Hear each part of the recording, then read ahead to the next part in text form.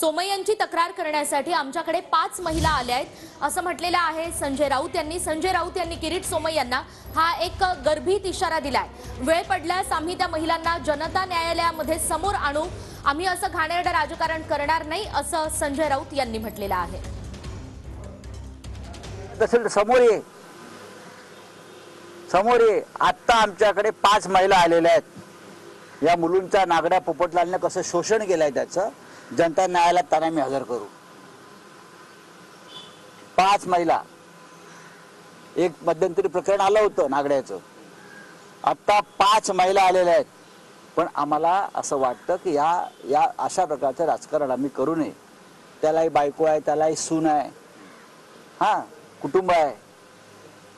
5 महिला तक्रार द्यायला तयार आहेत। हा काय मला सांगतोय? याची लायकी आहे का? याची लायकी आहे का महाराष्ट्रात येऊन आम्हाला अक्कल शिकवण्याची?